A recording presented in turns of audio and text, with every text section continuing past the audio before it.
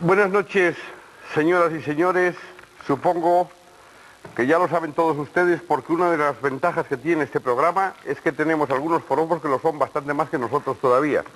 A nosotros nos sorprende cómo muy a menudo nos escribe alguno de ustedes contándonos cómo una de las cuestiones que abordamos esta semana o la otra se relaciona con una del año 77 o del año 79, o cómo pusimos tal película en aquella época y en esta no, etcétera, etcétera. Es decir, realmente hay quien tiene ficheros casi, digo casi, mejor organizados que los nuestros, porque los ficheros de la clave ya son un poco de historia también, esa es la verdad. Como saben, estamos de cumple. Este año tenemos dos fechas que conmemorar, una la de hoy, otra dentro de mes y pico, ya la verán ustedes, y la de hoy realmente es notoria, porque el proyecto para hacer este programa fue aprobado en otoño del año 75. Hay muchos de ustedes, o de vosotros, si se puede decir así a algunos, que entonces no habían nacido, o que no pueden recordar la clave, aquella primera clave que parecía un escándalo y hoy sería pues casi de rutina, una clave sobre el juego precisamente. Y digo que fue aprobado en el 75, a fines del 75, no se olviden ustedes que en noviembre, seguro que muchos nos olvidan y otros casi ni se acuerdan, murió Franco en noviembre de aquel año, y que en la primera semana del año 76 nacía este programa, suponiendo que iba a durar poco, y miren ustedes por dónde, andandito y con muchos agujeros de Guadiana por los que hemos pasado. Aquí estamos, gracias a ustedes, esa es la verdad.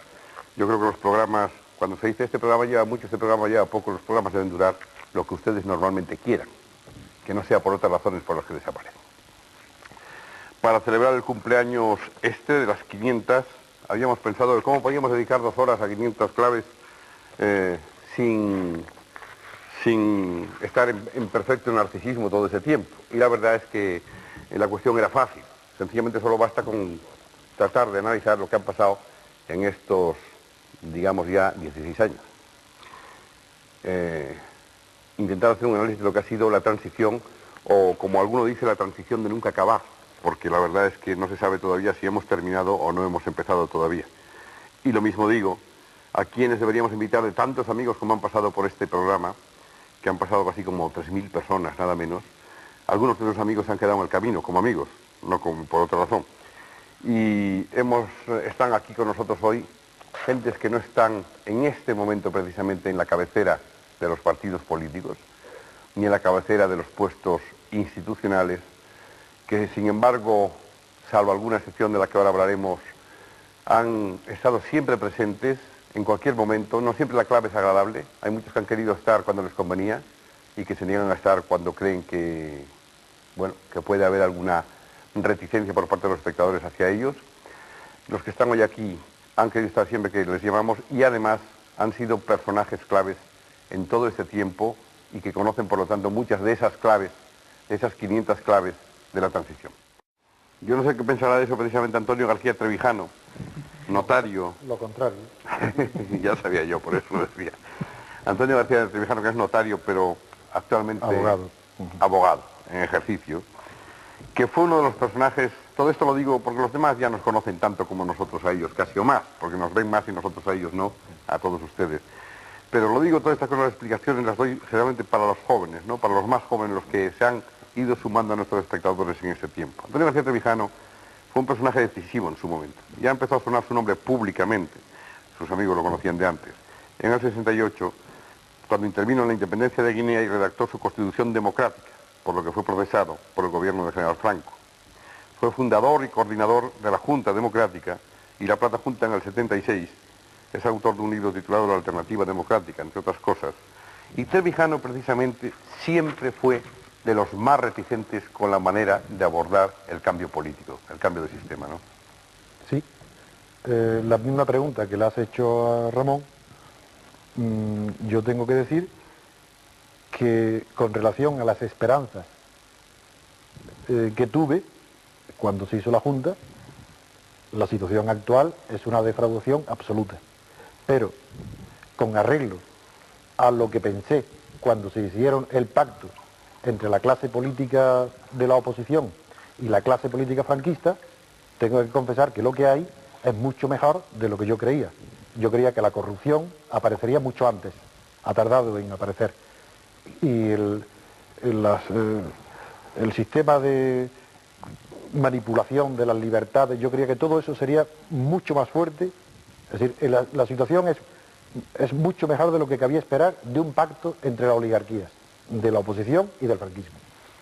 Pero solo mucho mejor porque antes podía haber ido peor, pero que ya es inevitable también. ¿O? No, es que yo creo, no, es que la diferencia, yo creo que esta reunión de hoy puede ser muy significativa para lo que ha sido la clave y los programas, porque yo creo en la evolución y creo que la historia se puede explicar, si no con leyes del rigor de la física, pero que sí en la historia hay regularidades, semejanzas y diferencias, y hay unas causas.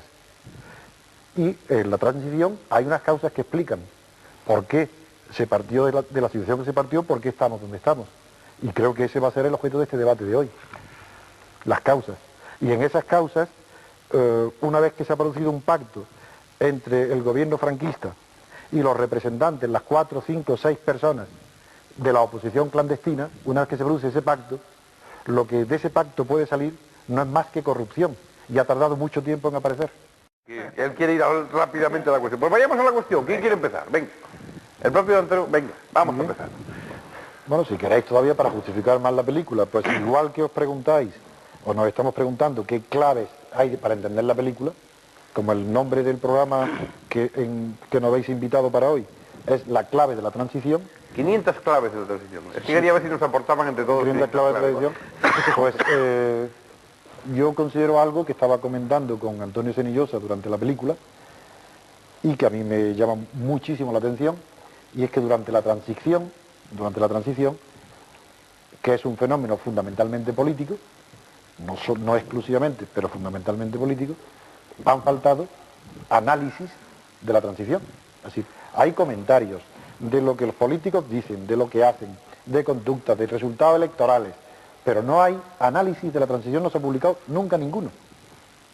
Entonces, ¿cómo se va a entender lo que pasa en la transición en profundidad? Que todos los análisis que se hacen, los más brillantes, son de superficie, los que explican las relaciones visibles entre acontecimientos, pero ninguno que explique relaciones invisibles. Cuando Ramón Tamames hoy publica su libro de estructura económica, busca causas, relaciones, pautas subyacentes que expliquen los fenómenos económicos para que puedan ser entendidos, darle un significado, independientemente de la voluntad o de la conciencia de los actores económicos. Y sin embargo, en la política hemos aceptado que tenemos que contentarnos para saber con lo que nos cuentan los políticos o los periodistas o los analistas, que no buscan pautas, ni conductas, ni relación de causa-efecto, sino solamente lo que opinan los nativos de la política. Entonces yo creo que hoy podemos hacer un esfuerzo todos para aportar al espectador una visión que no sea la de los nativos, sino la del observador que está afuera. Sí, para un análisis la verdad es que hay una cuestión de principio. ¿Qué es la transición y cuánto dura? Porque siempre está diciendo, ahora ya ha acabado la transición, ahora ya ha acabado la transición, y no acaba nunca. A mí me parece que hay una serie de acontecimientos que la mayor parte de ellos se han contado, algunos con amplitud, otros efectivamente con menos amplitud, y lo que hay en verdad es el paso de un sistema de autoridad que termina con la muerte del dictador a un sistema democrático, que es el sistema que hoy tenemos. Yo creo que eso no es una clave, es la anticlave, pero creo que esa es la realidad. Un momento, Mario, has dicho que hemos pasado de la dictadura a un régimen democrático. Yo acepto el primer principio, que hemos partido de la dictadura, pero no acepto que estemos en un régimen democrático. Y cuando se habla de democracia, hay dos formas de hablar de democracia. En términos descriptivos, es decir, describiendo lo que es, y ahí no podemos estar en desacuerdo. Si somos de buena fe y una inteligencia mediana, describir un régimen como es, no podemos estar en desacuerdo. Y si lo describimos sin ponerle etiquetas, verás como al final de esta conversación estás de acuerdo en que esto no es un régimen democrático. ¿Me aceptas que el grado de democracia es parecido al que tenemos en el mundo occidental, incluido Europa y Estados Unidos? No lo acepto de ninguna manera. Es decir, ¿crees que no tenemos el mismo grado que tenemos en Francia, en Bélgica o en Estados Unidos? En Bélgica sí, que Bélgica sí. Sí, pero los es demás decir, ninguno. Es decir, no ocurren las mismas No, cosas. vamos a es decir, analizarlo.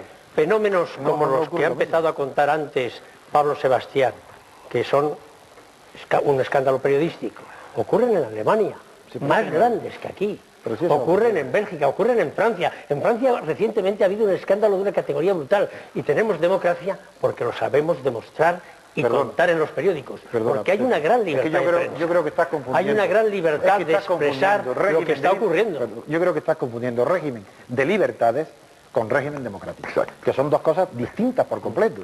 Un régimen de libertades lo tenemos. Y si describo la situación, ¿cómo no voy a estar de acuerdo contigo? Para algunos. Hay libertades. Libertades para algunos. Pero la democracia es otra cosa. Es un régimen de poder.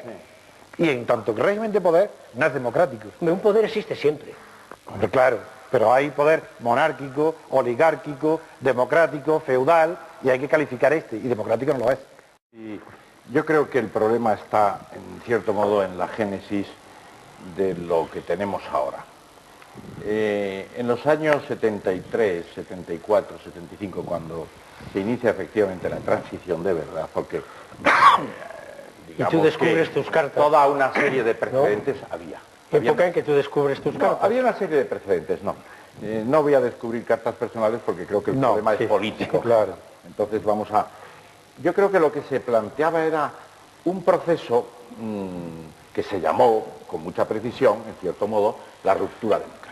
Sí. ¿Y la ruptura democrática qué era? Era el viejo ideal español de que la separación de un régimen a otro se produce con una quiebra profunda del régimen anterior. Eso pasó en la revolución de 1868 de septiembre, cuando, se destrona a Isabel II. Eso pasa el 14 de abril de 1921, cuando Alfonso XIII sale de España. Que abdicara o no, eso es otra cuestión. Se marcha. Aquí no. Aquí la transición es otra cosa, porque resulta que de todas aquellas propuestas de la Junta Democrática se podrá discutir que unas se han hecho, otras no se han hecho. Pero había una consulta sobre la forma de gobierno. Y de Estado. Y esa consulta sobre la forma de gobierno y de Estado es la que no se ha hecho. Aunque algunos dicen que se ha hecho a través del referéndum de la Constitución, etc. No. Entonces, clandestinamente y mediante un golpe de Estado. Perdón, porque no. Al final se ha hecho una consulta sobre la Constitución y se podrá discutir. Yo no voy a entrar ahora en si la forma de Estado está admitida en la Constitución. Lo que se hizo en Italia, permíteme que diga una cosa más sobre este tema. Es decir, no ha habido esa ruptura. Y por eso algunos dicen que no estamos en una situación de democracia. Yo lo que creo es que ha habido un pacto.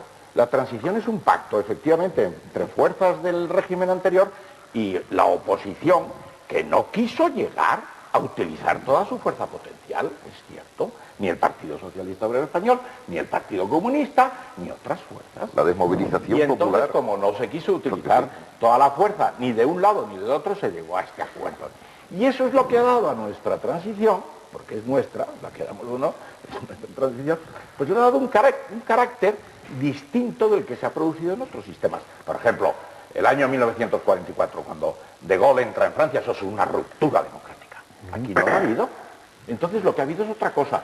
Y de ahí vienen pues toda una serie de instituciones que dan la sensación a veces de que no estamos en un régimen tan democrático como hubiéramos querido. Pero es un régimen democrático. Hay grados de democracia. No creo que esto sea una democracia inferior a la de los Estados Unidos. No lo creo. Aquí Yo creo que no. No lo creo. Ni tampoco pienso que sea inferior, digamos, a la de Grecia, por ni a la de Francia. ejemplo, ni a la de Francia en algunos aspectos. Lo que yo creo es que las instituciones no están funcionando bien. Eso es otro tema. Pero es muy importante. En el que yo estoy en una posición ahí crítica. Pero ¿cuáles son las fuerzas que dominan? Son las mismas.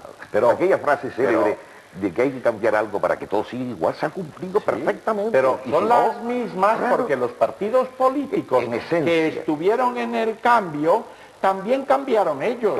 Y empezaron a aceptarlo todo. Los españoles somos empezando por el Partido Comunista, pues algunos que no participaron en ese juego, y entre ellos evidentemente Antonio García Trevijano, eso nadie se lo va a discutir. No participó en ese juego, puede decir lo que quiera, pero todos los partidos políticos participaron en el juego. Claro, y la transición se hizo como se hizo. Claro. Y no hay más. Yo os pido, y hago un juicio de valor, os pido Antonio, una cosa. y creo que se hizo de la mejor manera posible. Bien, vamos a ver.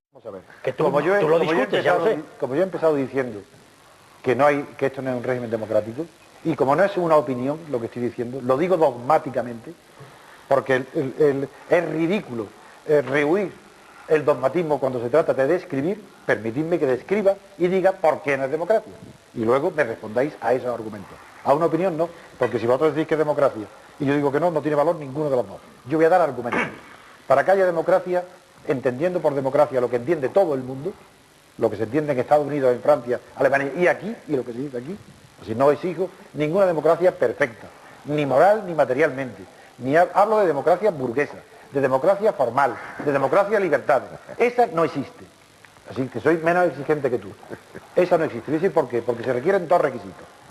Y además, con esto contesto un poco lo que ha dicho Ramón, que la razón por la cual yo digo que no es democracia no es porque no ha habido ruptura, porque podía no haber habido ruptura y por vía de evolución reformista haber llegado a un régimen democrático, aunque es muy difícil, pero podía haberse hecho, y no se ha hecho, porque se necesitan dos requisitos y ninguno de los dos están. Uno, democracia es si el pueblo elige a sus gobernantes. Ese requisito en España no se da. No os precipitéis, esperad un segundo. ¿Por qué no se da ese requisito? Porque el régimen de listas cerradas o abiertas son cerradas, pero aunque se abran, en Italia, en la experiencia de abiertas, la han modificado el 3%, eso es igual. Hacer listas cerradas, ya un economista que Ramón conoce perfectamente, contemporáneo de Stuart Mill, Walter Bagehot, ya dijo contra el régimen de representación proporcional todo lo que hay que saber sobre ese tema. Y dijo que ese sistema que lo inventó un telegrafista inglés en el siglo pasado mediano y que se aplicó en Australia, luego ha sido un instrumento en manos de los partidos políticos para quitar la soberanía popular y tener la soberanía ellos. En España, ¿qué ha sucedido con los partidos políticos? 6 personas, 4 personas, 5 personas, una nombrada a dedo por el rey, Suárez. Las demás salidas de la clandestinidad, sin ninguna legitimación de sus bases, la legitimación de su valor, pero no democrática. Esas personas se reúnen y dicen, no tenemos ninguno, dicen, el entendimiento, el pacto que es, no tenemos ninguna seguridad, no sabemos la incógnita que puede suponer unas elecciones, no sabemos quién vamos a ganar, pero vamos a adoptar entonces un sistema, un acuerdo, para que en el peor de los casos nadie pierda, todos ganemos. ¿Cuál? Repartirnos el poder en proporción a los votos que saquemos. ¿Y qué votos vamos a tener? No importa. Nosotros designamos a los diputados, no el pueblo. Ellos hacen las listas, 5 personas hacen toda la lista de diputados. El sistema no varía ni un ápice si no se molestaran ni en hacer listas. Se presentaran los 5 solos. El pueblo votara proporciones, el 20, el 15, el 30. Y luego, después de las elecciones, rellenar los nombres. Los diputados son empleados a sueldo de los partidos. Cumplen las órdenes de los partidos, no representan al pueblo para nada. Eso es una ficción. Y eso se llama, literalmente, oligarquía o oligocracia. Eso no es democracia. Y eso sería un escándalo terrible en Inglaterra, en Estados Unidos. Lo que pasa es que nosotros somos países de segunda fila. Y para nosotros nos aplauden que tengamos ese sistema, porque es más controlable un país gobernado por 5 personas que no por un pueblo que pueda designar candidatos y elegir a sus representantes. Primer requisito de la democracia en España no se cumple porque la soberanía popular no existe. ¿Entramos en este requisito? Ahora ya no, este no se cumple. Ahora el segundo, discutirme. Vamos voy a otro requisito, o vamos a un segundo, no, pero voy a dejar hablar a Niño Cilla la cara, que no han podido hablar todavía. Eso está muy bien, Pablo. Y tú haces un diagnóstico que es, en mi opinión, bastante correcto. Lo que pasa es que tampoco pensemos que con hacer un diagnóstico estamos todos exculpados. Claro. Porque si eso sucede también es por culpa nuestra. Claro, es decir, que haya el mecanismo de organización de los partidos, nadie lo va a describir mejor que Robert Mitchell en 1914, tomando como... u 11. Yo la edición que tengo es de 1914. Es que primero lo publicó en italiano. Muy bien. Y luego 1914 en alemán. En alemán. Pero primero lo publicó Yo tengo la edición de 1914 en inglés, porque la tradujeron, pero viene la fecha de la edición que toma como base, que es la alemana. Y ahí describe muy bien el proceso de oligarquización de los partidos, el círculo interno, la selección de los candidatos, la formación de las plataformas. Lo describe muy bien. Y él es el SPD, el Partido Socialdemócrata Alemán, y toma como modelo eso. Y eso funciona en cantidad de partidos. ¿Y la financiación? Entonces, y la financiación. ¿Y dónde está entonces el hecho diferencial de situaciones? Porque partidos políticos, y lo dice nuestra Constitución, también son indispensables para la vida política, con ese o con otro nombre. ¿Dónde está digamos, la compensación democrática de la tendencia a la partitocracia? Pues está en la sociedad civil, está en el asociacionismo. En Estados Unidos, pues si hubiera habido solamente el Partido Demócrata y el Partido Republicano, pero es que había otra cosa que se llama la Asociación para el Progreso de la Gente de Color. Y si hubiera habido el Partido Republicano y el Demócrata, pero había otra cosa que se llamaba Demócratas para la Acción, que presidía Galbraith, y que junto con otros luchaban contra la guerra de Vietnam. Y otros luchaban por el progreso de los negros. Y otros luchaban como la Raza, una asociación de chicanos, por el progreso de los espaldas mojados. Y así, como en España hemos tenido también la institución libre de enseñanza que se sublevó contra el sistema de oligarquía y caciquismo de la Restauración, como hemos tenido pues aquí algunos ejemplos de jueces para la democracia, sobre todo al principio, los ecologistas, que se sublevan contra el régimen de la opresión de los partidos, que si se les deja, oprimen. Eso está claro. Entonces, lo que sucede es que dentro de ese mecanismo pues también entra la prensa, y la prensa puede ser dominada. Tú te has explicado unos mecanismos, y no hemos tenido capacidades suficientes los que criticamos todo eso para poner el poder compensador, el tejido civil de la sociedad civil. Ese es el problema. Pero Antonio, si no lo tenemos desarrollado. Ahora que tenemos democracia, no se puede negar. Un momento. Por la manera en que nacen los partidos. Armero, un momento. Después de una pausa en la programación, continuamos con Armero y luego vuelvo a hablar. Muy bien, normalmente en las claves siempre decimos, anímense ustedes, no esperen a que se les dé la palabra, porque si no, esto es muy lento y muy formal. Aquí va a ser lo contrario, pero yo les animo a que efectivamente no esperen a que se les dé la palabra. Ya cortaré yo cuando hable todos al mismo tiempo, nada más. A ver, ¿quién era? Trevijano y Armero. Estamos hablando, me parece que le estaba yo contestando a Antonio García Trevijano, que negaba la plenitud, por lo menos, de la democracia española por la forma en que nacieron los partidos políticos. Pero es que no podían nacer de otra manera. Veníamos de un sistema en que no había partidos políticos, y entonces vienen los partidos, los viejos partidos políticos del exilio, con los hombres del exilio que recogen su gente, unos de verdad, otros de mentira, y hacen los antiguos partidos políticos que habían existido. Y otros grupos que eran amigos, que eran gente antifranquista durante la etapa de la dictadura, y que juntos hacen unos partidos políticos nuevos. Hacen unas listas, efectivamente, y van a unas elecciones, y unos ganan y otros pierden. Pero ¿de qué otra manera se podía haber hecho? Es decir, yo creo, sinceramente, que eso no es razón suficiente para negar una característica de democracia del sistema. Se hacen los partidos políticos estamos tú y yo de acuerdo en que son básicos en el sistema, y que el Ejecutivo no puede existir en un sistema democrático sin depender con unas correas del partido político, y eso aquí ocurre, exactamente, que el nacimiento de los partidos políticos en España fue informal, puede ser, pero fue totalmente correcto. Fueron hombres que se reunieron, unos del exilio y otros del interior, e hicieron partidos políticos, hicieron sus listas, buscaron a gente más o menos afines, más o menos amigos, y así empezó a funcionar el sistema. Y así funciona bastante bien, Antonio. Bueno, yo creo que la contestación a mi provocación de decir tajantemente, dogmáticamente, que faltaba el primer requisito, la rueda que se ha dado demuestra lo difícil que es entre personas de una cultura superior y que conocen bien la política, lo difícil que es hacer un análisis. Yo vuelvo a decir, y les recuerdo, a Antonio Cenillosa les recuerdo que empecé diciendo que cuando se habla de democracia hay que separar, como hacen los americanos, los sociólogos, los que tratan de la manera más rigurosa los temas políticos, separar la democracia descriptivamente, describiendo lo que es, lo que hay, de la democracia valorativamente. Y que yo hablaba ahora solamente de democracia describiendo el régimen que hay. Por eso le respondo a Antonio que yo no estoy pensando en una democracia pura, formidable, porque eso pertenece a la democracia como ideal, valorativa. Y yo se lo he desechado. Yo soy realista. Quiero describir lo que hay. Luego, eso sería otro tema. Pero ahora, segundo, no... Bueno, además, haciendo un resumen de esto, Trevijano ha lanzado más que una afirmación, como él dice él mismo, yo creo que lo segundo que ha dicho, una provocación. Sí. Y ha lanzado un primer requisito, que es que aquí no eligen los ciudadanos a sus dirigentes. Sí. Y hasta ahora parece que nadie ha dicho que no. No. Ha explicado por qué. No, yo no estoy de acuerdo. Lo que pasa es que se eligen a través de determinados sistemas. Es lo que ha dicho. Se puede estar o no de acuerdo con claro. cerradas y bloqueadas. Claro. pero yo me pregunto, hay que preguntarse yo no también estoy de otra cosa. acuerdo. El sistema unipersonal de distrito mayoritario de los países anglosajones es más razonable que el sistema proporcional de distritos amplios, donde se pasa ya de 10, 12 puestos, escaños, y la ley de Hont funciona ya? Es decir, en Madrid, con 34, Bueno, 35 diputados. Un momento. Es un tema discutible. ¿Funciona o no funciona? Sí, sí funciona. Las circunscripciones pequeñas son desastrosas para el mantenimiento del régimen de proporcionalidad. Pero el régimen de proporcionalidad, incluso en Inglaterra, que tienen el de distritos por mayoría unipersonales, en Inglaterra, por ejemplo, una revista tan democrática como The Economist está planteando para la Cámara de los Lores, para el Senado futuro, un sistema de elección proporcional.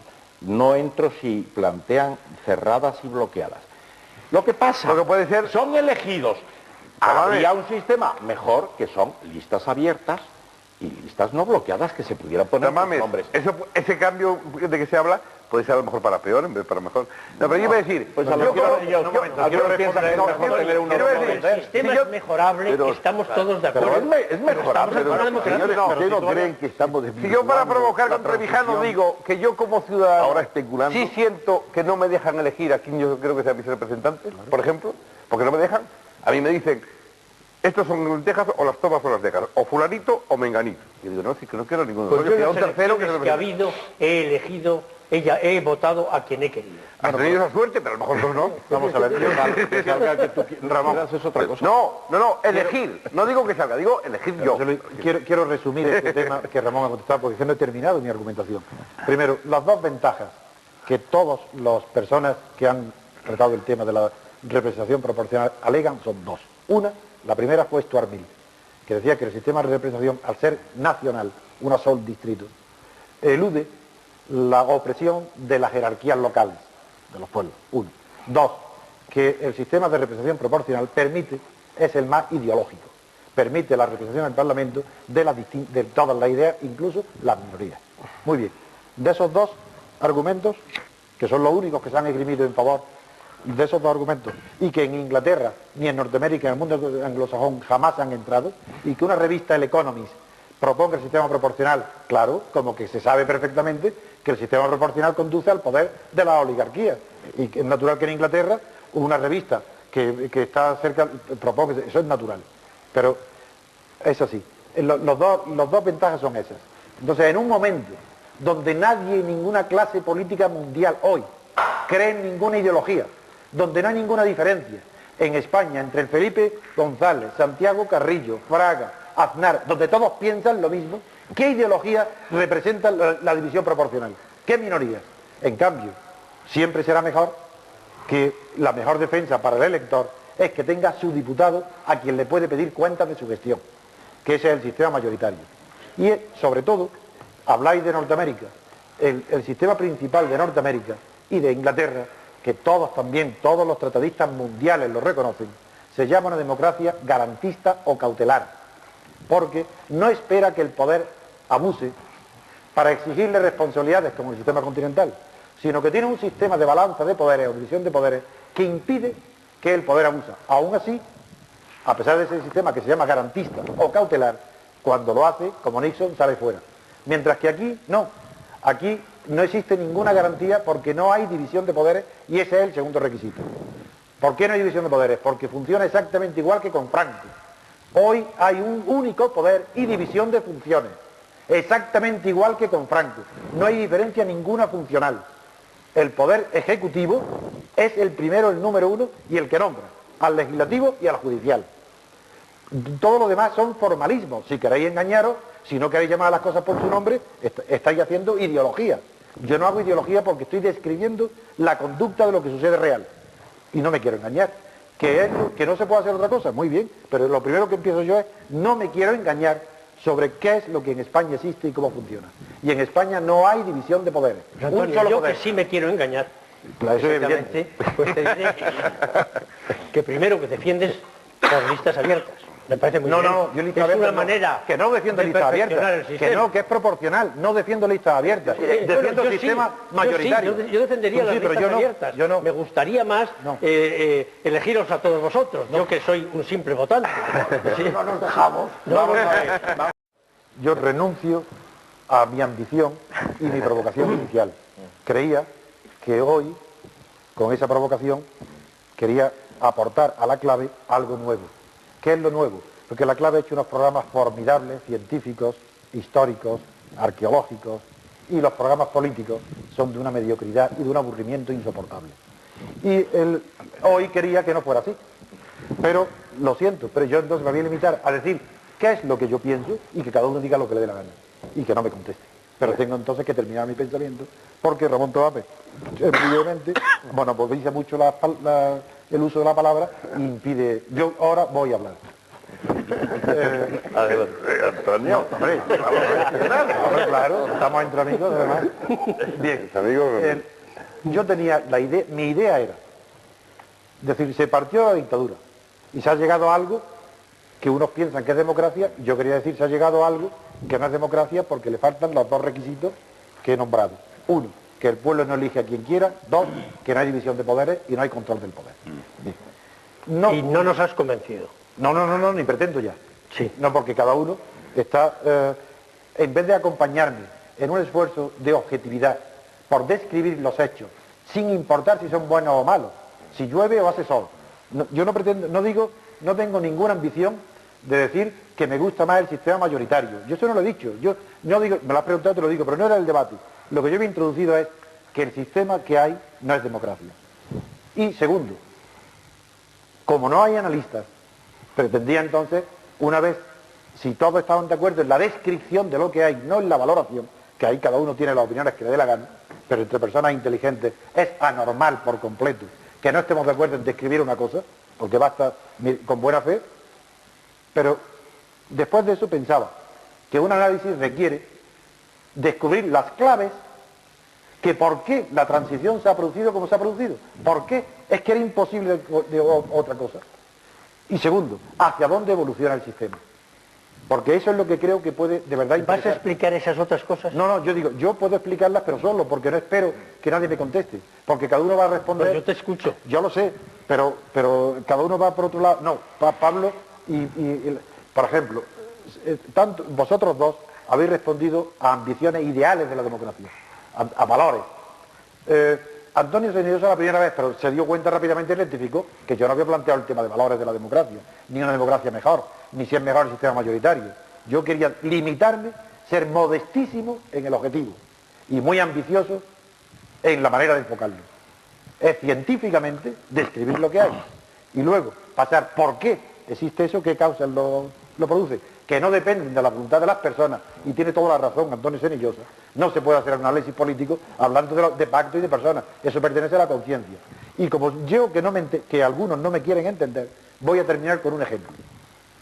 Y con ese ejemplo para decir, yo pretendía que no sucediera, supongamos que en la clave aquí, en vez de estar nosotros, esto fuera una clave que está hecha en la India, y que están todos los que hay son hindú, de todas las castas, están todos. Y el tema que se pregunta es el de las vacas sagradas. Y entonces todos dicen, unos explican el origen, de dónde viene el tabú, otros dicen cuál es la función económica social que cumplen, otros dicen, pero que todos están de acuerdo en que en la India está prohibido sentimentalmente, moralmente, que nadie es capaz de atentar contra la vida de un animal, sobre todo si es sagrado. Pero da la casualidad que hay un observador y les dice, interrumpe, y le dice, pero entonces ¿cómo se explica usted que en el sur de la India, que es donde en unas regiones existe el 80% de bueyes y el 20% de vacas, mientras que en otros es a la inversa? Ya se quedan desconcertados y dice, alguien mata, entonces selecciona, ¿qué hace? Entonces responden, no, eso es la naturaleza, es la ideología.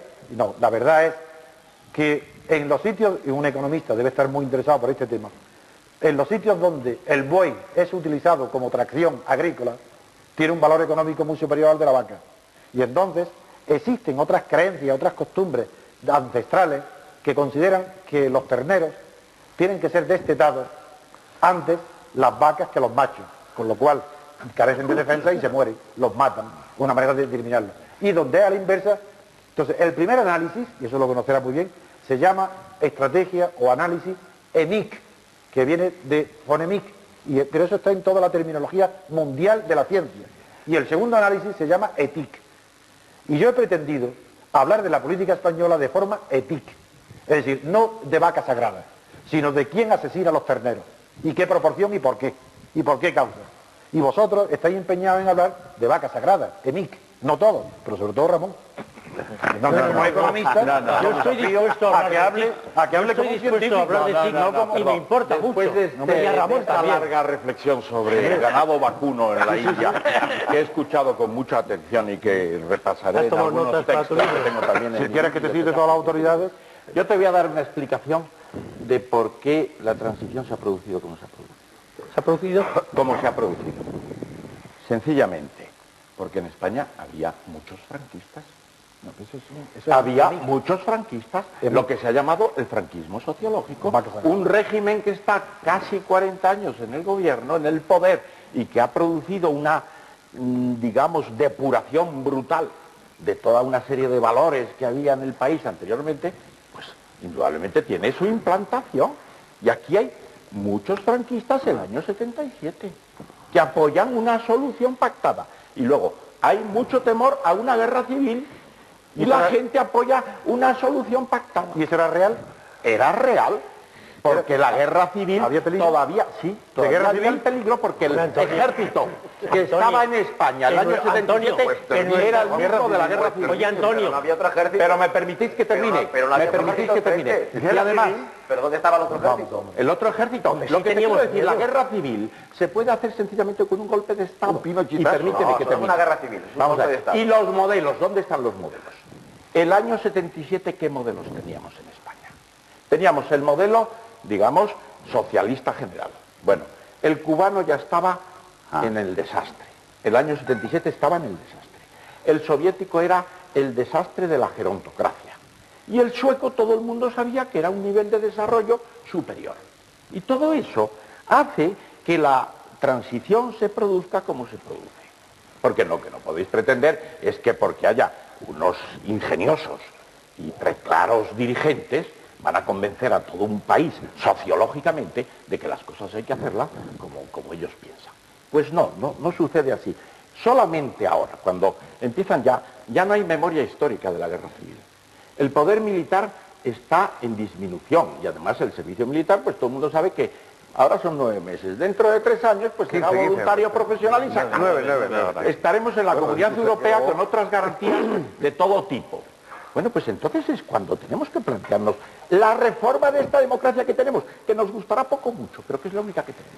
Y ahora plantearse que no tenemos la democracia que merecíamos, a mí me parece una ucronia. ¿Pero quién ha dicho eso? Pues eso lo dices tú. Tú dices que no hay democracia. Hay democracia, lo que pasa es que no nos gusta, lo que tenemos que hacer es cambiarla. En el análisis de Ramón, la figura literaria que Sagaceta decía del pueblo en marcha, es una figura retórica y divertida. Absolutamente fácil. No tenemos nada más que esta democracia. Claro, yo no hablo así. Tendremos que cambiarla. Yo no hablo, pero inventarnos otra no. Hermosísima, pero... Como ciudadano me afecta todo, estoy apasionado por lo que están diciendo. Digo como periodista, que ha hablado de libertades, al menos que a mí me importan muchísimo y a los periodistas creo que nos importa muchísimo, al menos eso lo conoce de sobra. Y yo tengo que decir al menos una sola cosa como periodista. Yo no me encuentro como periodista, insisto, como periodista, con más libertades que antes. Puede parecer una salvajada lo que estoy diciendo, pero no lo es. No lo es. O sea, un momento. ¿antes qué es? ¿Qué es antes? En el régimen anterior. Yo voy a decir... Sí, así de claro. Yo voy a decir que hay una serie de profesionales de la comunicación, Pablo es uno, yo soy otro y otros muchos, que no tienen libertades. Y tengo que decirlo ahora desde esta casa, donde sí la tengo, pero insisto, es uno de los islotes de libertad. Es decir, hay pequeños islotes que se van salvando poco a poco y donde algunos periodistas podemos participar en ellos. Islotes, pero no es lo general y no es porque el poder quiera. El poder ha intentado echarnos de todas partes. Y, añado, esos islotes de libertad ya los había antes también. Por lo tanto, yo digo que no me encuentro... Yo te contesto... Yo he ejercido mi vida profesional en el régimen anterior y en este. Del periodismo, sino como un aficionado, exactamente al periodismo, pero que hablo por la radio y escribo algo en los periódicos y escribo algún libro. Hay un montón de periodistas que no pueden escribir ni hablar. Toda la libertad que necesito. Pero Mario, porque a lo mejor no tienes problemas con el gobierno. No, estoy a favor del régimen y del sistema, sí. Pablo los pero si estuvieras en contra, te encontrarías con las graves dificultades que tiene cualquier periodista que no es adicto al ese argumento no lo puedes utilizar, no lo puedes utilizar. Armero, yo me he pasado 5 años 5 años sin poder trabajar en ningún sitio porque el poder no ha querido. Absolutamente. Y yo estoy ahora en Antena 3 y se lo agradezco mucho porque me han dado esa libertad. Pero a pesar del gobierno. Y Pablo le va a costar trabajo ahora volver a trabajar. Dale trabajo en Europa Press si puedes mañana. Porque, y como él y como yo, hay aquí docenas y docenas de periodistas que no tienen esa oportunidad de decir, oye, esto aquí. Yo quiero dejarlo claro porque si no sería traidor a muchos compañeros. Claro. Eso no quiero lo que quede claro. decir nunca. Quiero que quede Tengo toda claro. la libertad que necesito. No se puede decir individualmente. Eso es un problema colectivo. Y a mí, contestando a tu pregunta, yo personalmente, si me permites, sí. No, pero es que eso no lo puedes decir, porque eso lo decían los franquistas en la época de Franco. Y decía, pero ¿de qué se quejan?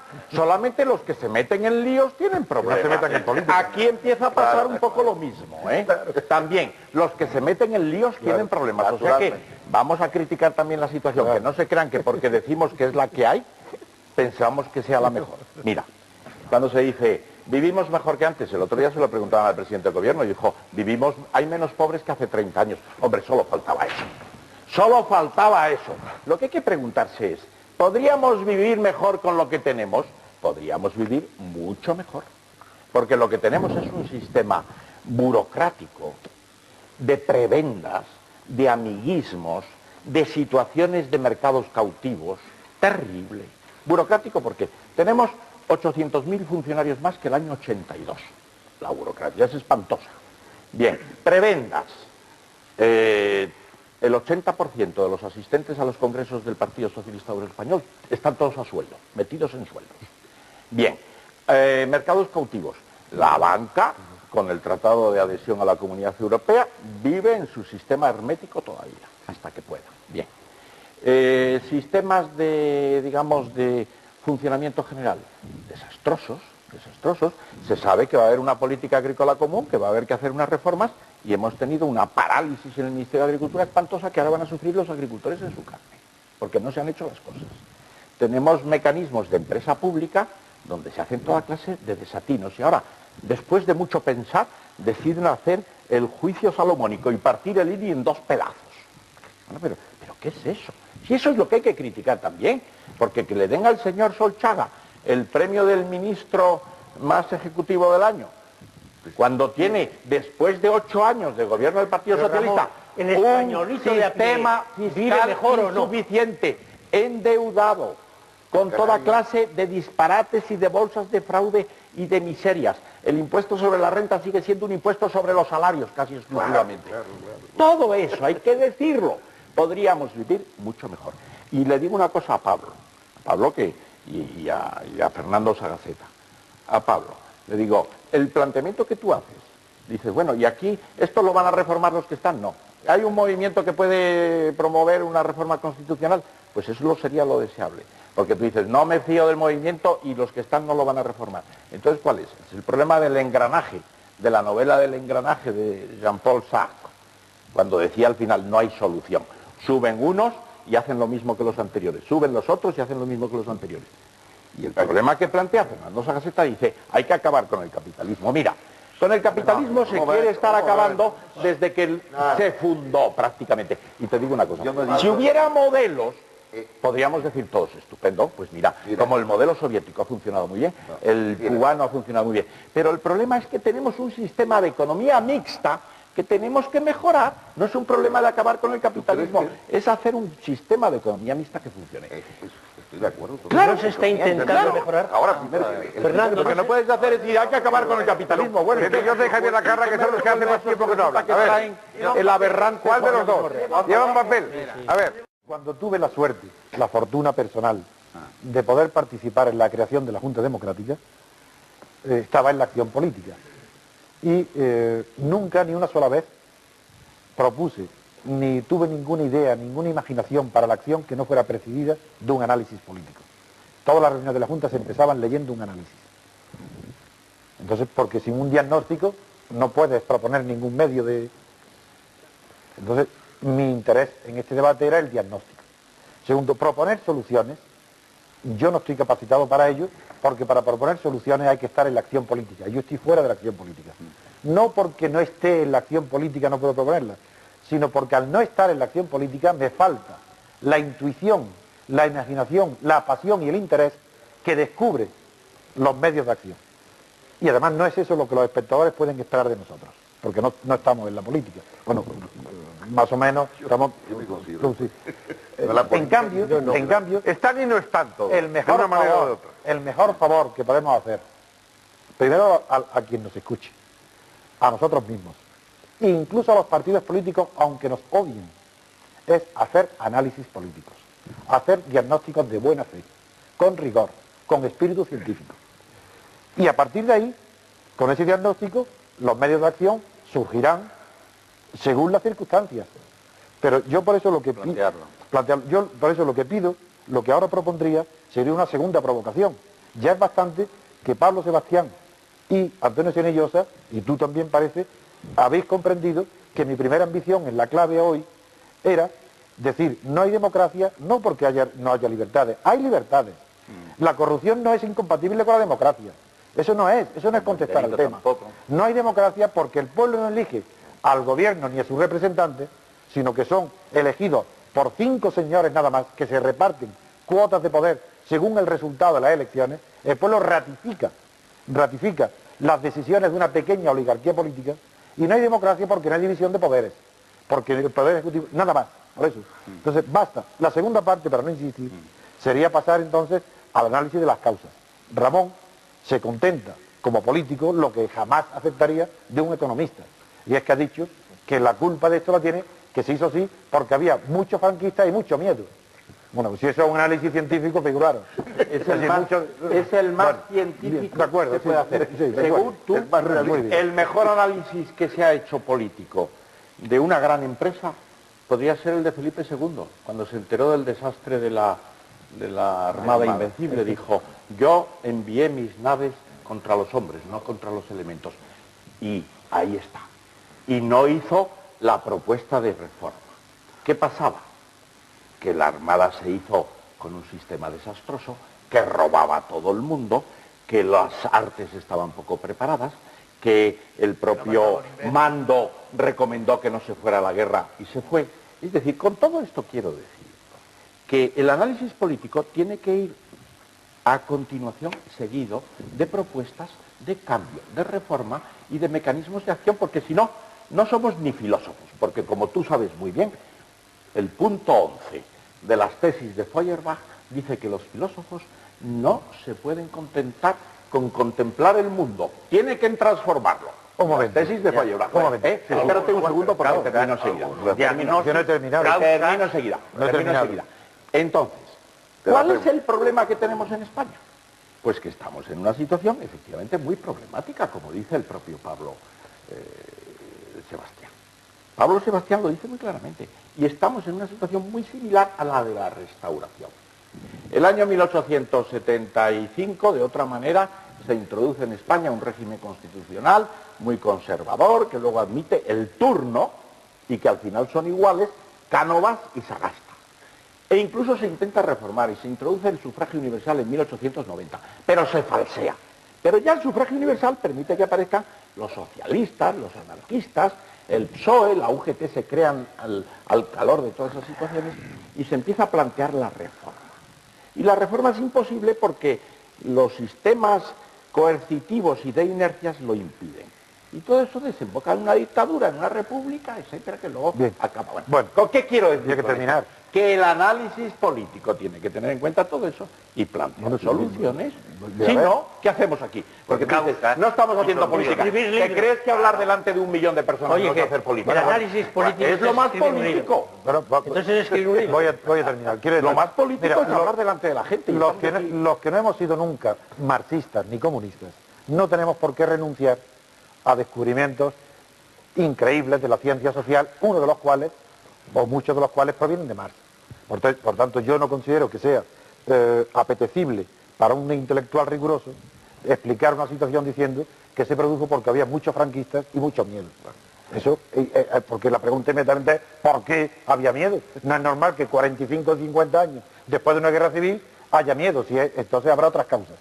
Y las causas económicas, aquí no se nombran, no tienen importancia. ¿Por qué? Porque Marx hablaba de un determinismo económico. Yo no he sido nunca marxista ni hegeliano.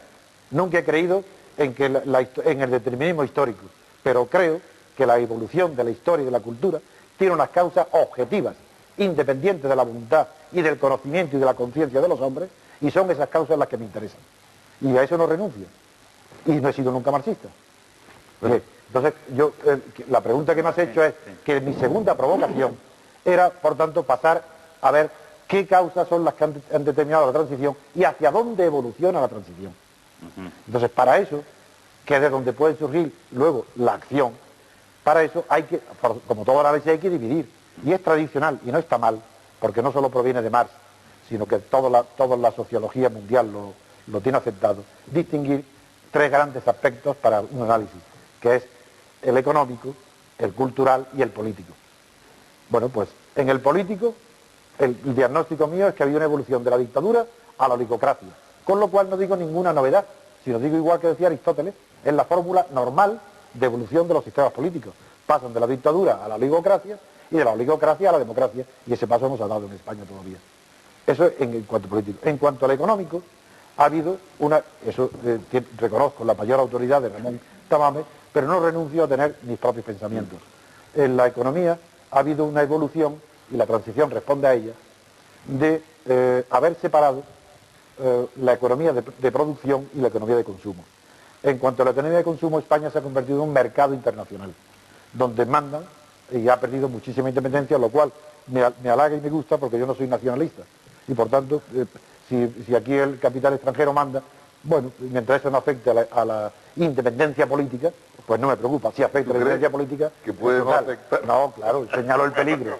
Pero es decir, que ha habido una separación económica entre... Y la transición ha respondido fundamentalmente, la transición ha sido una obra de las potencias internacionales.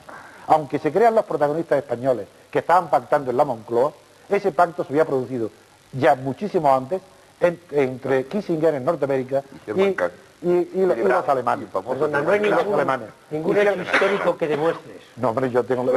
como que no, se sabe perfectamente. Es decir, que le aconsejaron a Felipe González y al PSOE que hicieran, no tenía que pactar con el franquismo, que dice, eso está probado y archiprobado. Que el 1001 y la coincidencia... Pero voy al análisis de las causas. Perdona, el embajador de Estados Unidos en Madrid no se enteró absolutamente de nada de lo que había pasado en España. De nada. Absolutamente de nada. Si yo no hablo de él.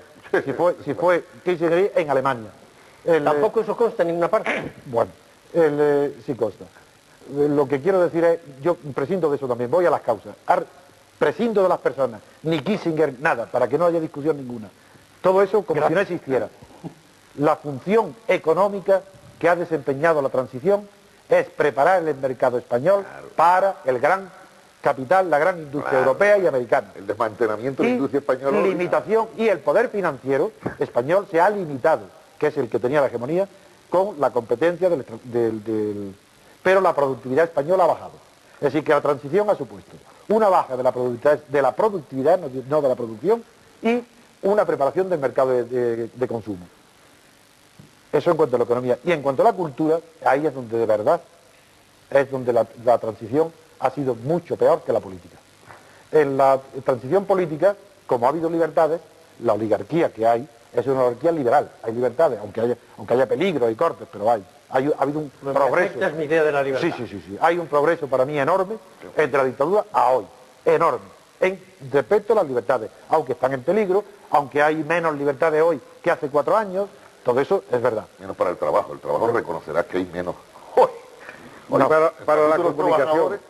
Pero voy a terminar. Es decir, estaba hablando que mucho peor ha sido la cultura. En la cultura, lo que ha sucedido en España, eso no tiene nombre. Eso es un crimen que costará decenas de años levantarlo.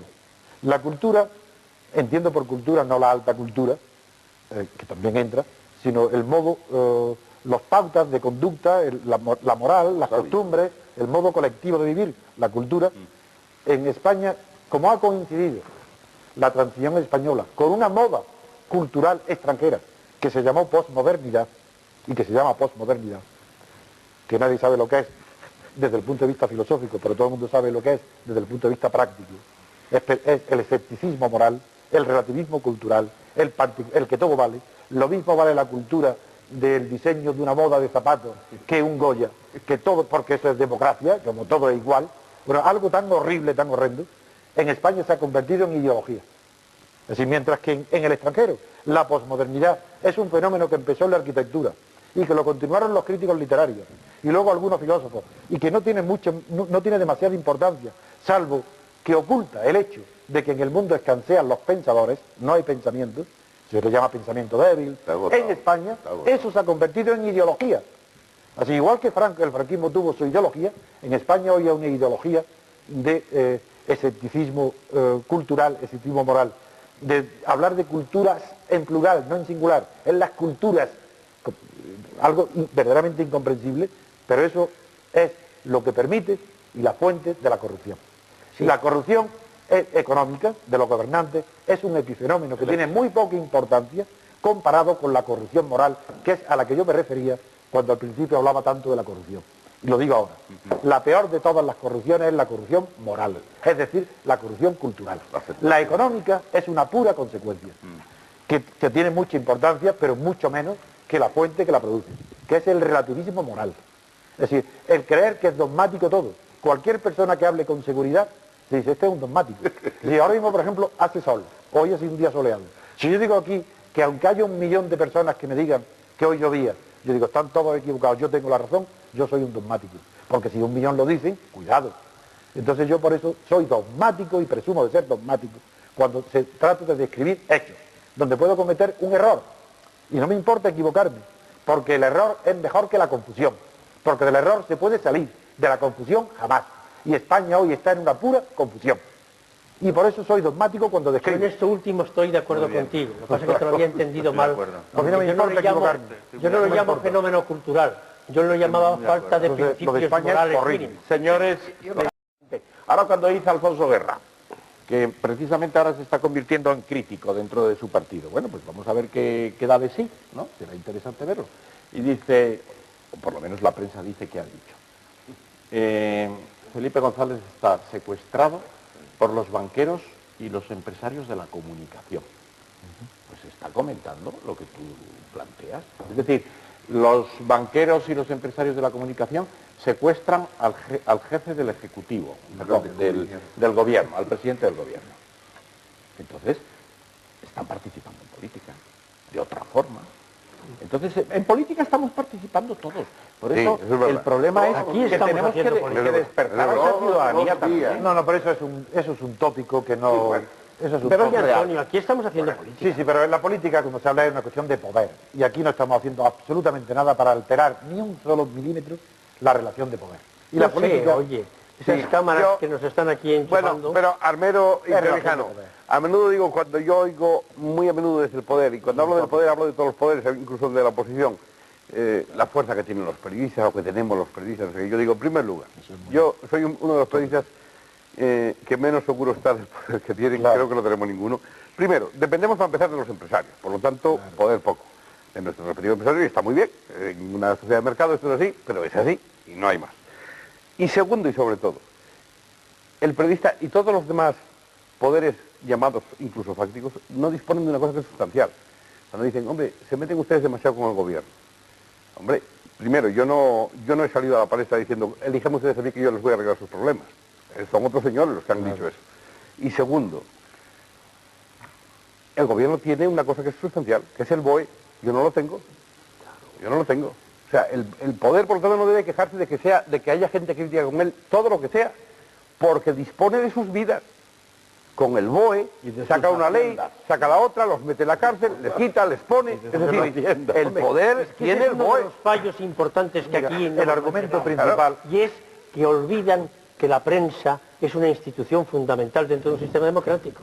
Que eso, a lo mejor, no está en la lista tuya. No, sí está. Exactamente, Sí, pero no hace el número, no sé si hace el número 4. El argumento principal para que yo crea que tenemos muy poco poder, que tenemos los periodistas y los intelectuales muy poco, es porque este de aquí ahora nomás, lo creo que es muy poco, porque la razón, el raciocinio al que aspiramos, no es instrumento de acción política. La política la mueven las pasiones, no la razón. Y el Estado es pasional, el poder es pasional. Y son las ambiciones, los intereses, los que mueven la política. La razón, muy poco. Entonces, el arte de la razón es descubrir qué tipo de ambiciones pueden caminar al servicio de la razón, para perseguirla indirectamente. Pero directamente que tratamos nosotros es solamente un ejercicio cultural. Oye, que damos satisfacciones a la gente, pero no poder. Yo creo que vivimos, desgraciadamente, una auténtica oposición entre el poder político y los medios de comunicación. Probablemente un fenómeno que no existe en ningún otro país del mundo. Pero Como en España, y que lo tiene tanto la derecha como la izquierda. pero estando de acuerdo con eso, Armero, ¿y qué? ¿Y qué? ¿Que para qué sirve? Quiero decir, al poder le ha preocupado mucho hasta ahora los medios de comunicación, le ha preocupado para quedarse con ellos. Oye, yo creo que sí la preocupa. Yo creo que sí la preocupa. Para quedarse siempre que puede se queda con ellos. El poder quiere decirle a un empresario que le corte la cabeza a quien sea, a Balbín, a Pablo, que le corte la cabeza. Si el poder se lo manda al empresario, se la dará como la del Bautista. Así, Pablo no lo va a dejar Sebastián de es un plata. ejemplo de esa preocupación. Ahí está, el ejemplo, Claro. es un ejemplo que ha ido. de esa preocupación. Yo creo que sí, que al poder ¿Le preocupa? le preocupa la prensa, si no, no iría por nosotros. Le preocupa. Bueno, porque le preocupa cualquier Porque la cosa. prensa nace y muere todos los días. Porque eso lo es que muy está- grave, eso no porque- existe en la política. Porque hoy día se ha convertido todavía en el único elemento de control del Poder Ejecutivo. Claro. Muy minoritario, pero lo único que queda hoy día es la prensa.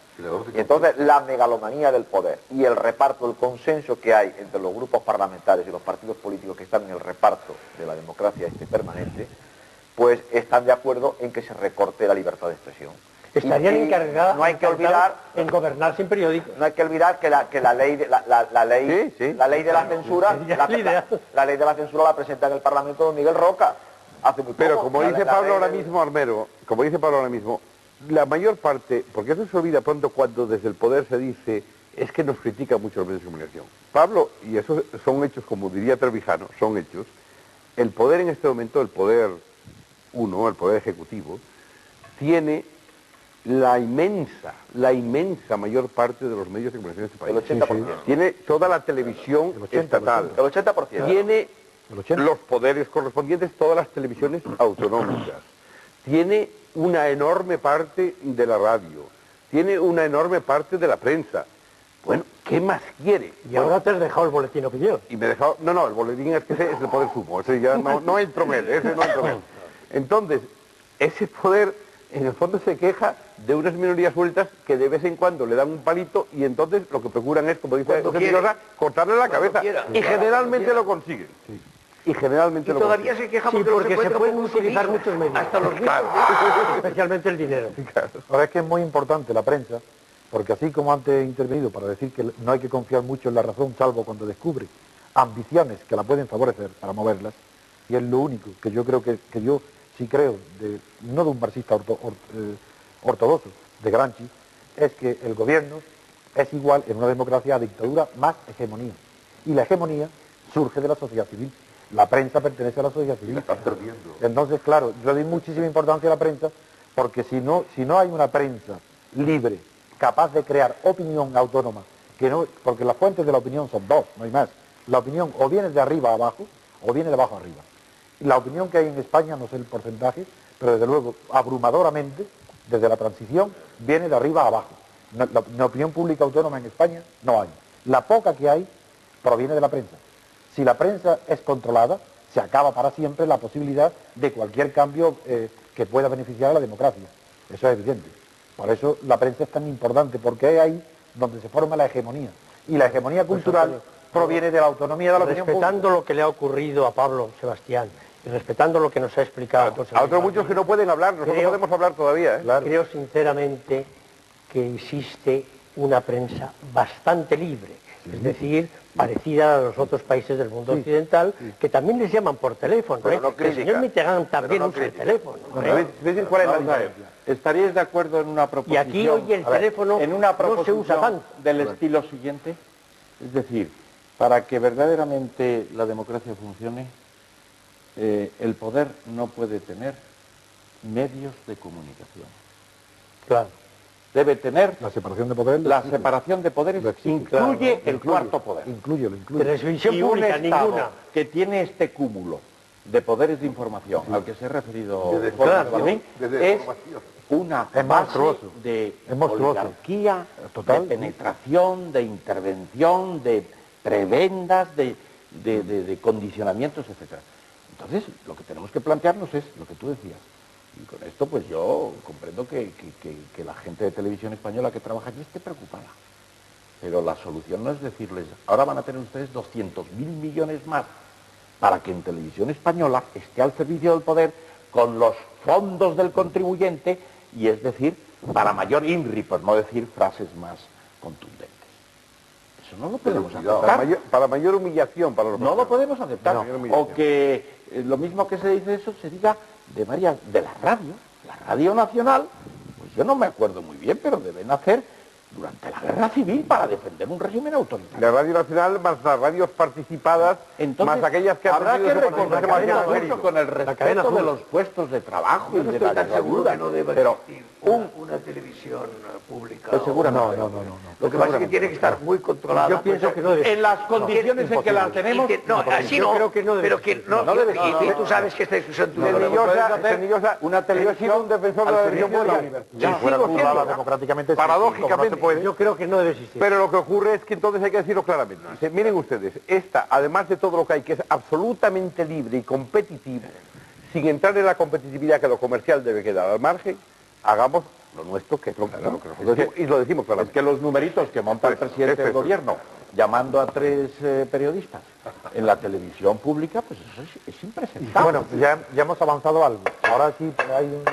¿Estamos de acuerdo? Estamos de acuerdo. Pues Trevijano, ahora que hemos avanzado algo, llega al cuarto. y que son las 2:30, Usted no olvide que... continuamos con los No, antes de hacer otra tercera provocación. Me calles, empezamos de nuevo, pero bueno. Porque el espectador va a creer que somos venga. unos románticos, Venga, unos ingenuos, también puede ser, que también solamente puede ser. estamos criticando a la clase política, a las personas que la han hecho muy mal, y tenemos que hablar del pueblo. Pero no en el sentido de que tengan miedo, que lo tienen, porque también lo tienen los demás pueblos. Yo creo que el pueblo español tampoco ha estado a la altura de las circunstancias que tenía. Y un demócrata no tiene por qué tener miedo nunca de criticar al pueblo, porque eso es un demagogo, el que está siempre alabando al pueblo, pero un demócrata no tiene... Y la transición, la tercera característica que ha tenido, después de la análisis del cuarto, es que se ha basado en la demagogia.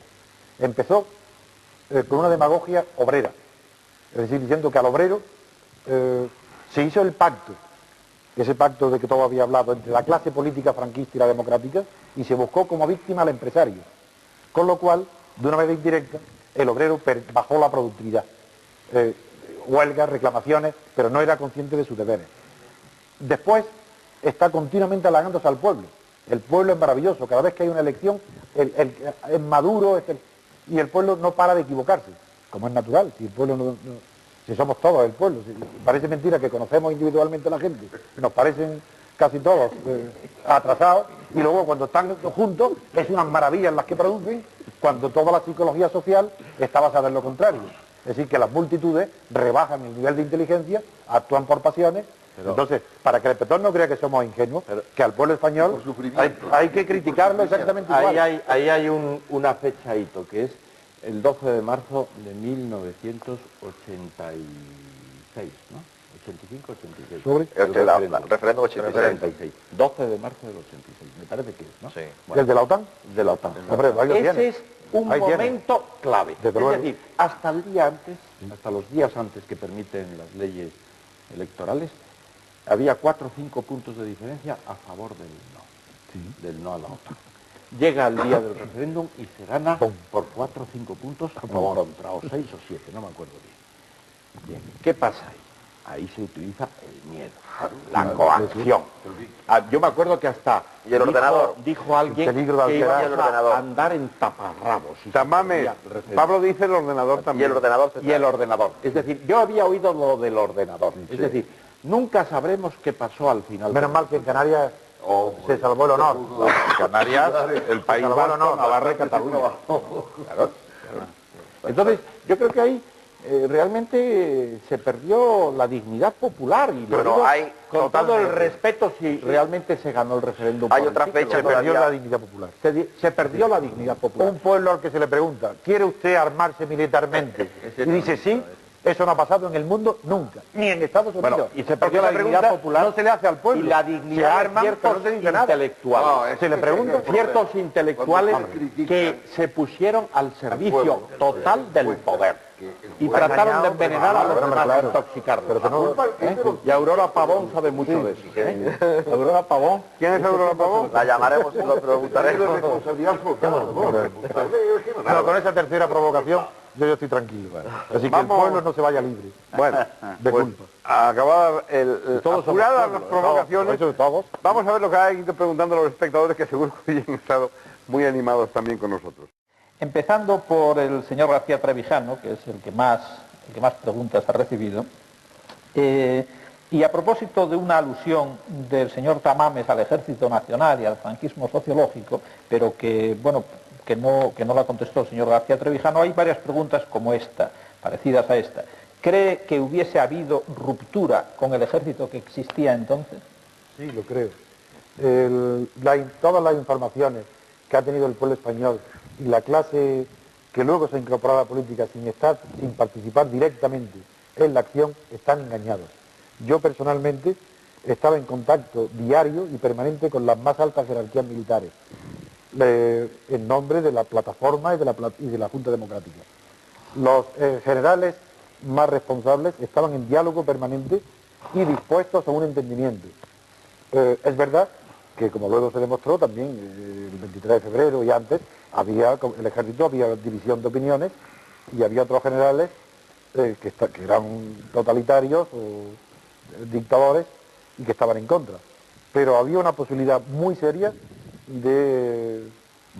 muy avanzada, de entendimiento con el ejército para formar un gobierno provisional que convocara un referéndum sobre la forma de gobierno y sobre la forma de Estado, es decir, que el pueblo español eligiera libremente entre monarquía o república, entre régimen presidencialista de gobierno con elección directa como en Estados Unidos o Francia, o régimen parlamentario. Y estaban de acuerdo, digo, jerarquías de primera magnitud. Y yo personalmente tenía las conversaciones con ellos. Lo sabía y lo transmitía a los principales dirigentes de la Junta.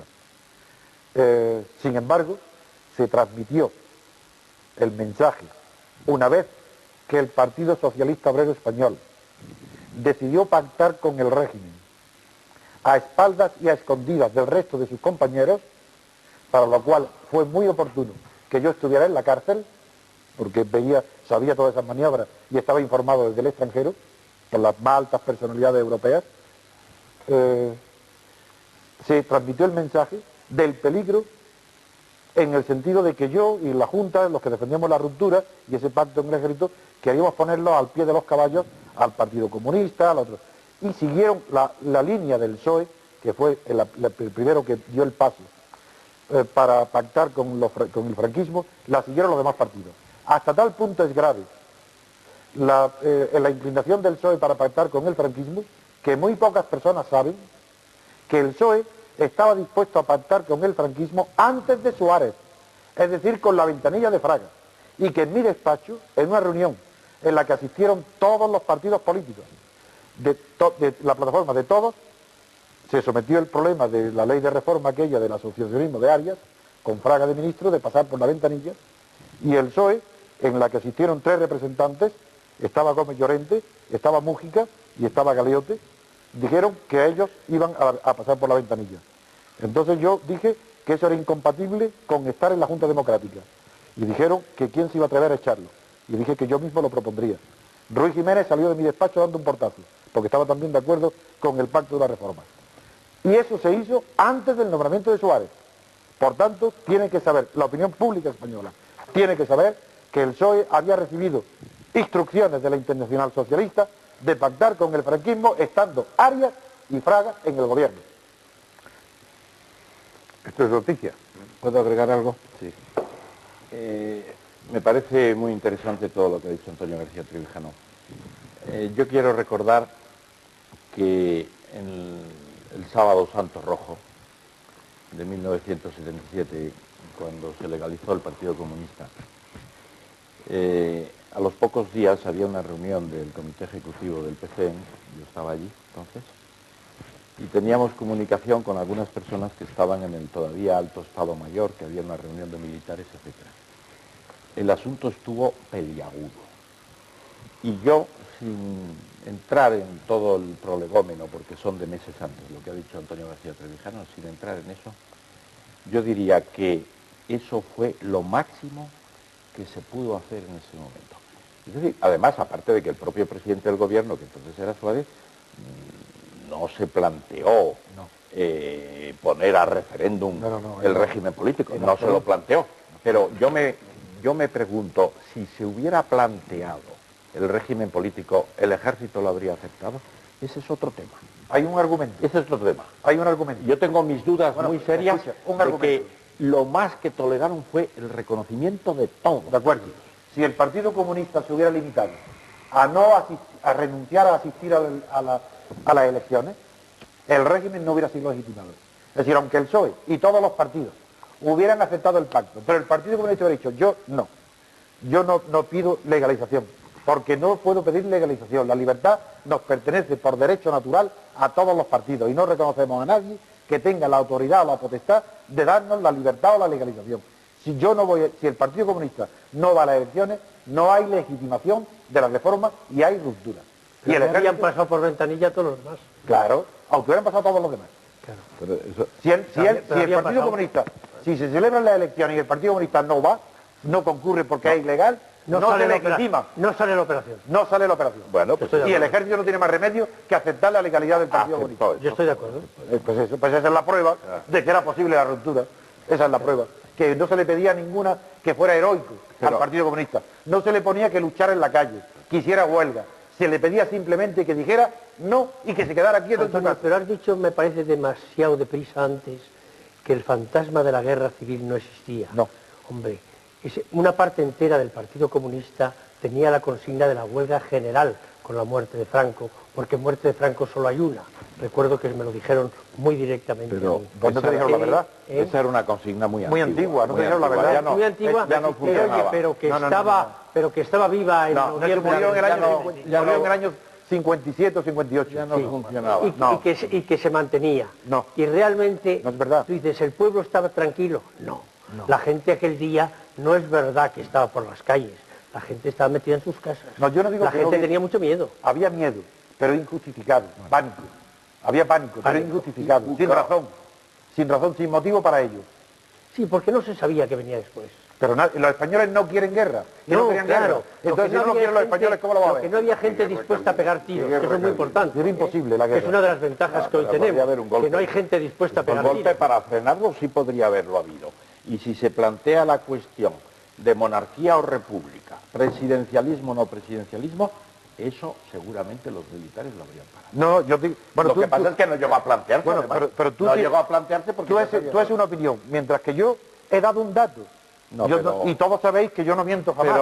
Pero lo que digo es, los datos de conversaciones con militares, tú mismo has reconocido que había grupos diversos. No, pero yo... y los primeros grupos no estaban dentro de esa... No, pero los primeros, Antonio, los que tenían la responsabilidad, esos aceptaban esa salida. Sé los militares en que estás pensando y hay otros que no estaban por la labor. Pero tenían menos poder. Que hay otros que no estaban ni mucho menos claro por que la labor, no, claro que no. Sino todo lo contrario, por un continuismo que hubiera sido tal vez peor. Vamos con más preguntas. A ver, yo comprendo que cada pregunta es susceptible de... Es un debate, pero tenemos algún tiempo todavía, José Luis. Sí, no, lo digo porque hay muchas preguntas y creo que también muy interesantes. A ver si podemos atender. Yo quería formular otra también al señor García Trevijano porque es en cierto modo complementaria de la anterior. Si está totalmente cerrada la puerta a la posibilidad de una nueva intentona golpista. Yo creo que está cerrada la puerta,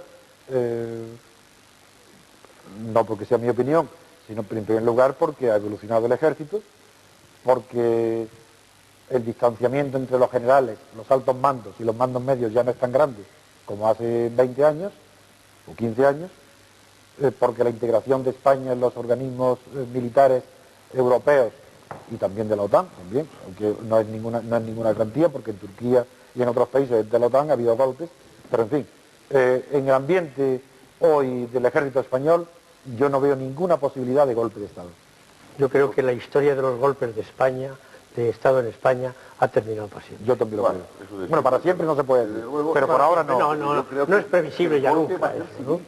Claro. Eso se decía en abril del 31. No. En abril del 39 estabas en estado de guerra siempre. Del 31. Del 31, estabas en estado de guerra siempre. No, hemos visto ¿Cuántos lo que ha golpes pasado en militares Moscú. ha habido en España? Lo que ha pasado en Moscú se ha visto, ¿no?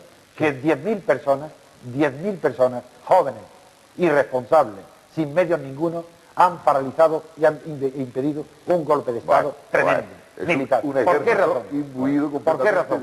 Porque saben que es imposible hoy la Unión Soviética, y en España no digamos, mucho más. Bueno, no era tan es tremendo imposible. tampoco. Es un ejército, Yo creo que no era tan era un golpe de Estado, de verdad. El ejército Estaba muy mal organizado. El ejército español hoy es diferente.